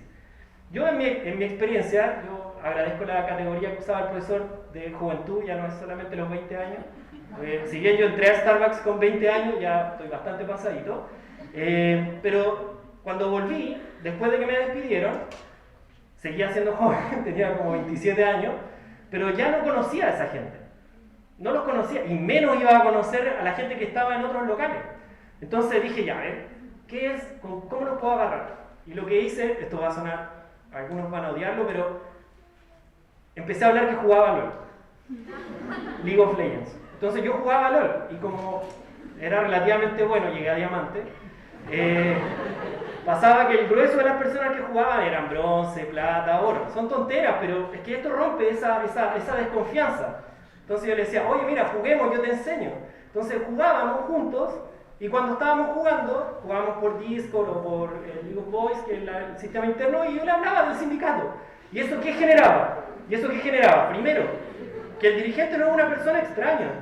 No es un gerente de la empresa, es un tipo como tú, que tiene tus mismos intereses. Hacíamos páginas de memes. Son estupideces, digamos. Para un sindicato, para un dirigente sindical o un abogado, esto basta. Es como, ¿qué está pensando esta gente? Bueno, pero por eso nuestro sindicato es distinto. Porque buscamos conscientemente empalmar con los jóvenes que están ahí, romper esa desconfianza que muchas veces es difícil. Y a nosotros nos ha costado también. Sobre todo porque veníamos de un periodo de mucha resistencia, donde éramos un grupo muy pequeño, va encima con símbolos muy amarrados a una realidad. Otra anécdota, estábamos en la tienda de Alto Las Condes, en Santiago, en el barrio Alto, y una trabajadora con mucha desconfianza, lógica, se acerca a nosotros y nos dice, oye, pero es que ustedes son todos comunistas. Y nosotros, mira, algunos puede ser, pero hay gente también de todos lados, y nos dice, sí, pero ¿por qué tienen la estrella roja en el símbolo? Ahí como se puede ver, se lo bajamos, ya no está en la estrella, ahora el logo es otro. En ese momento nosotros le dijimos, en vez de responderle como, no, lo que pasa es que, no sé, le dijimos, es que nos gusta la cerveza Heineken, de que la cerveza tiene la estrella roja, entonces con eso tú quebráis el ritmo de confrontación con el que viene la persona y la predispone a una conversación mucho más natural. Y eso también para nosotros ha sido una enseñanza. O sea, para mí ha sido una enseñanza tener que dialogar con distintas realidades. Uno podría pensar que es lo que nos ocurre generalmente a los dirigentes, que terminamos como conversando entre puros dirigentes, como lo que le pasa a los académicos. Se conversan entre los académicos. Entonces, uno tiende a pensar que todos los conceptos los manejan todos. Y a los dirigentes sindicales les pasa exactamente lo mismo. Lo que preguntaba Vicente, si no me equivoco, ¿no? Rodrigo. Lo que preguntaba Rodrigo, eso pasa, es muy frecuente. Que uno empieza a hablar de las leyes, de los marcos regulatorios. Y uno asume, y esto Milenka aquí me lo ha refrendado harto, ella acuñaba un término que es bueno para explicarlo, que es el lenguaje de burócrata. Entonces, tú cuando hablas con un dirigente sindical que lleva muchos años en el sindicalismo, no te habla de memes, de redes sociales, te habla de la ley, del decreto, del pronunciamiento, de la institución, y eso es un trabajador, y a mí qué me importa si yo no sé eso, para eso, qué sé yo, hay un abogado. Y ese es un gran problema. Entonces, el valor, yo creo que esta idea de adaptarnos, de empatizar, de estar acá y no estar simplemente hablando como si fuese un profesor, yo creo que eso es algo que es importante. Y eso también ayuda a romper el miedo. Por lo que preguntaban por acá. No, ¿por dónde? ¿Quién preguntaba sobre el miedo? Ah, acá, Rodrigo también. Preguntaba el tema del miedo. Porque cuando uno está en un espacio de confianza, cuando uno está en un espacio, como decía la Fran, que se siente seguro o segura, el miedo pasa a un tema secundario. Porque cuando, por ejemplo, nuestros dirigentes, me incluyo pero hablo desde afuera, cuando nuestros dirigentes le dijeron a los miembros del sindicato, vamos a parar el 19 de octubre por lo que está pasando en Santiago y vamos a cerrar los locales y vamos a salir a protestar, había confianza en los dirigentes, de que íbamos a ir a la calle y íbamos a estar ahí resguardando la seguridad de los trabajadores y las trabajadoras, no solo en los locales, sino también en la calle, porque en ese momento estábamos ahí peleando. Y eso involucra mucho la acción colectiva, y por eso después, digamos, después ya era como lógico como no estar en el sindicato en lugares donde había muchos sindicalizados, porque ya se había roto ese miedo. Entonces, por ejemplo, en la tienda donde trabajaba Milenka en Sotomayor, era como llegaba un trabajador nuevo, una trabajadora nueva, y era como, ¿cómo van a estar en el sindicato? Si está pegada la calcomanía del sindicato en la mastrena. Entonces, se rompen esos círculos, digamos, de aislamiento constante que existen en muchos lados. Después también por lo que preguntaba Ricardo, ahí hay un tema sobre el tema de los abogados. Muchos trabajadores y trabajadoras, cuando los despiden o como decía la Fran, ven que se están vulnerando sus derechos y acuden a las instituciones que se supone que del Estado, que deberían resguardar esos derechos, te dicen lo mismo que te dicen los pacos cuando te roban. Pero para que haya una denuncia, esto va a ir a un tribunal y se va a demorar y bla, bla, bla, bla. Entonces tú vas a la inspección del trabajo a decir, oiga, ¿sabe qué? Me están haciendo trabajar más que lo que... Mire, vamos a hacer una investigación, va a ir alguien, se va a demorar como entre 15 y 45 días, ahora en pandemia son meses, porque por todos los temas sanitarios, y al final el trabajador desiste. Y lo mismo cuando uno llega con un abogado. Oye, me echaron, ¿qué hago? Mira, sé que una demanda dura entre 6, me decía el otro día la Fran, entre 6 meses y 1 año se demora un tribunal en resolver una causa judicial laboral. Y esto para los abogados claramente no es plata. Porque ¿qué uno cobra? El porcentaje de la indemnización. Un trabajador de salario mínimo que lleve 1 año le corresponde menos de 200 lucas de indemnización. Y la gente se sorprende, oye, pero ¿cómo es tan poco? Eso es. Yo con 12 años de antigüedad, trabajando en Starbucks, mi indemnización son 2.700.000 pesos. Por más de 10 años de trabajo. 2 millones de pesos. Eso es lo que debe ganar Jacqueline Van Rieselberghe como psicóloga cobrando 120 lucas la hora. En menos de un mes. Para que se hagan una idea, una comparación. Y esa realidad es la realidad de más de 500.000 trabajadores en Chile que ganan el salario mínimo. O un poco más que el salario mínimo.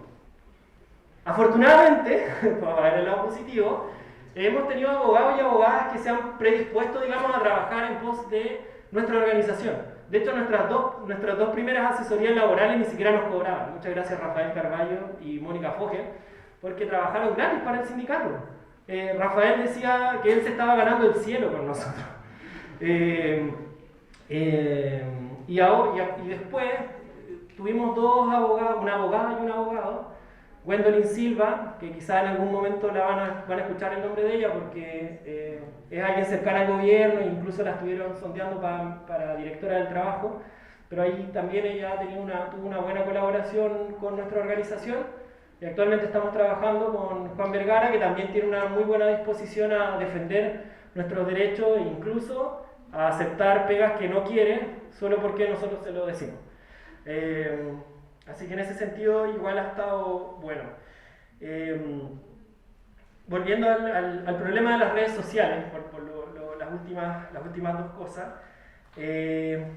volver al ejemplo de lo del rol, porque igual me parece que en un sentido es ilustrativo. Las redes sociales son una herramienta, ¿cierto?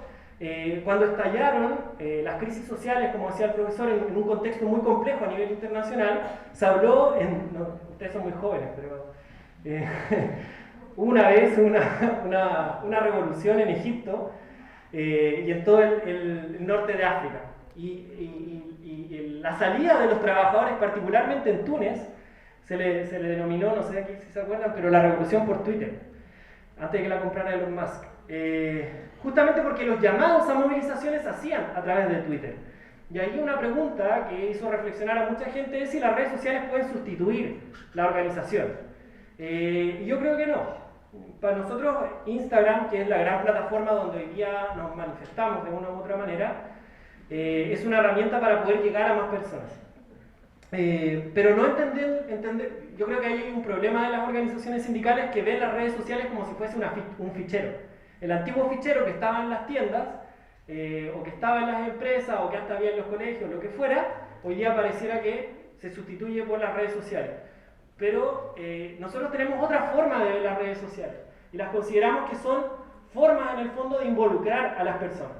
Ya no es solo que la vean, sino que la compartan, le den like, la comenten, se la envíen a otras personas directamente, que envíen sus propios testimonios, sus fotos, que los suban a su historia, y esas cosas generan activación.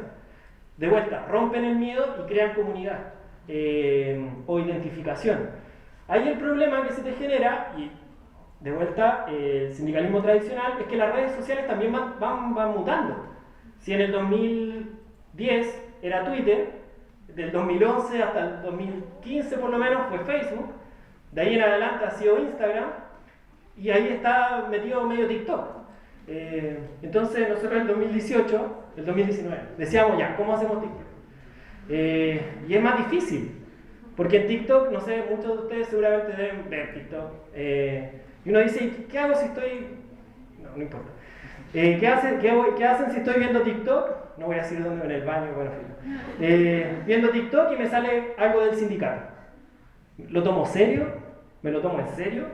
O sea, ¿es como la hueá poco seria? ¿O es algo serio? ¿Cómo lidiar con eso? Pero es algo que hay que pensar. Es un desafío para nosotros, sobre todo porque yo no... Bueno, yo hago TikToks, me pueden buscar. Pero... paso el dato si lo quería, necesito seguidores, no. Pero es un desafío, Lo mismo con Spotify. Seguramente muchos escuchan podcasts, pero ¿están dispuestos a escuchar un podcast de un sindicato? Y es una cosa que nosotros nos hacemos como pregunta. El año pasado, por ejemplo, la CUT hizo un podcast y era muy fome. De partida duraba 2 horas y era una persona, una dirigente sindical, entrevistando a 2 abogados. Y yo decía, ¿quién va a escuchar esto? Otro abogado probablemente, pero les pregunto, ¿ustedes lo escucharían? Entonces, no, obvio que no. Entonces, si nuestro sindicato hiciera una suerte de podcast tipo asesoría laboral, no estaríamos llegando a nuestros trabajadores. No estaríamos creando esa idea de comunidad o cómo genero confianza con esas personas. Entonces, por eso este tipo de iniciativa, y perdón si me estoy extendiendo demasiado, pero eran hartas preguntas, ya he tratado como de articular de una forma, son parte de los desafíos que tienen las organizaciones sindicales. Y pensamos que en cierta forma la hemos estado lidiando bien, pero claramente hay mucho espacio por donde desarrollar. Eso.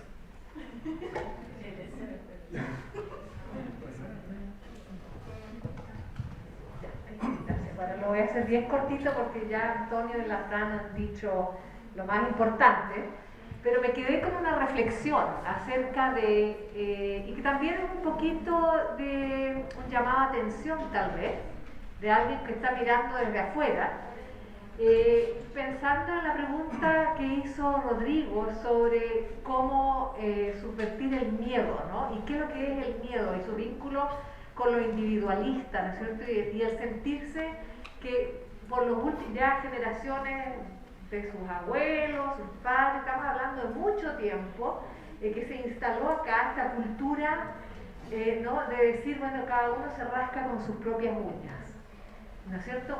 Que pase lo que pase, tiene que arreglársela por su cuenta.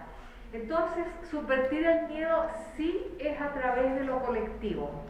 Entonces, en un primer momento dije, ¿pero qué es lo que es lo colectivo? Y es, para mí, y ahí empieza lo complejo, ¿no? Porque es lo que le da a uno un espacio de reconocimiento solidario, ¿no es cierto? ¿Y qué es lo que es sentirse solidario, estar con el otro, con la otra? Es poder reconocer y reconocerse en él o la otra, y los otros. No sé cómo ponerlo, ¿no es cierto? O sea, es la posibilidad de darse cuenta que uno no está sola, que los problemas, aunque uno los viva específicamente de modo, ¿no? De acuerdo a su propia biografía, etcétera, de que hay cosas que nos unen porque al final somos seres sociales, estamos siempre en relación con otros. Pero aquí viene lo complejo, ¿no? Porque estaba pensando, bueno, me pasó a mí personalmente en mi universidad, que es muy tradicional, de Ontario, que es una provincia muy tradicional, con una cultura, y aquí lo voy a decir, una cultura que para ustedes no va a significar nada, pero a mí me significó solamente después que leí una novela de alguien que ganó el premio Nobel de la literatura a una edad muy avanzada, escritora de cuentos, Alice Munro, pero es una cultura escocesa y presbiteriana. Entonces es una cultura en que uno realmente se mete en su propio mundo y no se mezcla con nadie más, ¿no? Y eso permea las relaciones sociales. Pero, ¿por qué traigo esto a colar? Porque en algún momento esta universidad tremendamente conservadora y por otro lado orientada a ser el Harvard del norte, ¿no? Bueno, decidimos que nos vamos a sindicalizar, ¿no?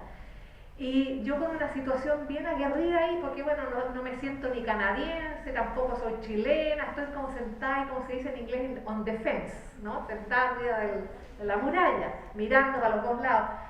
Pero me acuerdo entrar a este espacio donde yo no conocía gente de la universidad. Un matemático, me tiene gente de sociología, los típicos que uno ya ubicaba como de izquierda, hippie, qué sé yo, pero gente nada que ver, pues de la ciencia, ¿no? Y fue un momento de reconocer de que, pucha, no estamos solos. Y estábamos luchando por cosas bien básicas, como el respeto, ¿no? A la arbitrariedad, los temas que tocaste tú, ¿me entiendes? La necesidad de instalar protocolos que tengan, como se dice en inglés, dientes, etc. Pero, o sea, ese es un momento personal de reconocimiento, ¿no es cierto? Y de perder el miedo, en este caso, a lo desconocido, ¿no es cierto? Porque es todo arbitrario. En el ámbito, ¿no?, que te castigan, ¿no? En el ámbito académico también, te castigan si no haces el performance, si no tienes producto, etc. Pero después digo, y este es el desafío para nosotros acá, mientras hablábamos del delivery, a mí lo que más me impacta viviendo en Viña es que yo creo que hasta la última persona que he conocido y que he escuchado en el delivery son o venezolanos o colombianos, ¿no? Muchos de ellos negros, o como dicen en Cuba, pardos. Entonces, esto me lleva de vuelta al sindicalismo tradicional y cómo se luchó. O sea, es una lucha permanente la idea de generar este espacio, y aquí me voy, esto es un rollo mío, pero es la reflexión a la que me invitaron. Me digo a mí misma, no es así como que uno va así, ¿no es cierto?, a lo abstracto, a reconocerse, porque resulta que las mujeres en los sindicatos tuvieron que dar una lucha gigantesca para poder ser admitidas, y en el sentido de poder reconocerse y reconocer su realidad y sus necesidades y sus demandas como algo legítimo de los sindicatos. Entonces lo que yo veo ahora también para nosotros es qué significa esta nueva presencia en Chile que rompe con el mito de que esta no es una sociedad racista. Y resulta que aquí tenemos nuevos chilenos y chilenas que sí son distintos de un modo que no se puede negar, como diríamos en Canadá, ¿no? Different. Y cómo, o sea, con esto quiero terminar diciendo de que es como una lucha permanente generar ese espacio de solidaridad que tiene que ver con reconocer estas distintas realidades, ¿no es cierto?, y estas distintas demandas. Eso, y para la tuya, un poco, yo creo que lo que la pandemia, la impresión mía mundialmente, lo que la pandemia ha hecho es decir, párele, es reconocer que esta situación de precariedad tan brutal que se da en todas partes no tiene futuro, ¿no? Y esto me lleva al segundo punto, que es, más allá del espacio, las actividades, ¿no es cierto?, a través de las cuales se construye este espacio solidario, está la pata política, ¿no es cierto?, de decir, bueno, no es solamente, como decían, ¿no?, la resistencia, tiene que haber esto otro, pero también tiene que transformarse en una demanda política, porque el hecho de que Chile es la copia infeliz de Estados Unidos, porque realmente es una copia infeliz, con los niveles de consumo, con los niveles de individualismo, con los niveles de abuso, eso pasa todo allá, ¿no? Lo que pasa es que nos venden la pomada, ¿no? De la Constitución y todo lo demás, pero esos son productos y proyectos políticos que se han construido a partir de décadas. Entonces yo creo que también hay una responsabilidad política más grande de decir cómo nos aseguramos de poder seguir empujando para tener el tipo de derechos y el tipo de, ¿cómo se dice?, de embody, ¿no? De encuerpamiento, dicen las feministas, pero medio feo, de ser sujeto, de sentirse y hacerse valer como sujeto o sujeta de derecho. Yo creo que ese es el proyecto, ¿no?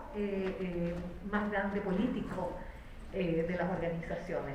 No perder de vista que ese es un área que donde no hay que ceder. Y creo que eso la pandemia como que lo ha hecho visible. No ha ofrecido soluciones, obviamente, ¿no? Porque ya hay retroceso, ¿no es cierto? Aún en los países que fueron más generosos, ¿no? Que dieron subsidios decentes, que prometieron, por ejemplo, a toda esta área de los servicios públicos de cuidado, ¿no? De que iban a cambiar las condiciones fundamentalmente. Mentira. Ahora estamos en la post-pandemia, seguramente, según el discurso político, y eso no está pasando. Pero lo que sí ha pasado es que están mucho más organizadas que antes. Entonces, eso lo quería contribuir como, ¿no? Gracias. Vamos a ir cerrando, considerando que no tuvimos recreo, ¿ya? Así que solamente me gustaría precisar, no sé, a Vicente, esto del... Quizás lo vamos a ver más adelante en psicología del trabajo. Hay que pensar cuando pensamos en organizaciones más pequeñas, o sea, desde el punto de vista organizacional también, hay que pensar no solo en los microemprendimientos, sino que hay que pensar también en las cooperativas, que tienen una lógica muy similar a lo que hacen acá nuestros amigos dirigentes del Starbucks, ¿ya? Pero eso lo vamos a ir viendo después ya en la línea más de psicología del trabajo, pero te invito a pensar en el cooperativismo también, como saliendo un poco la lógica del emprendimiento. Bueno, a María Isabel le respondieron, Rodrigo también. Quizás ahí señalar que es bien interesante de afuera, chiquillos, acá como desde las redes sociales, esta idea de que está muy fuerte en lo que transmiten los mensajes, es la idea de romper el miedo. Y hay una frase muy bonita que escribimos algo, invitamos acá al Antonio, estuvimos escribiendo algo, y que desde romper el miedo sale esta idea, o esta frase que es muy fuerte, que dice: juntos somos invencibles, que es un slogan, digamos, del sindicato de ustedes, y que lo están promoviendo a otros sindicatos también. Entonces, es bien interesante ahí cómo se rompe también desde lo discursivo el miedo. O sea, no es solo la protesta en la calle, sino que los discursos que se van generando.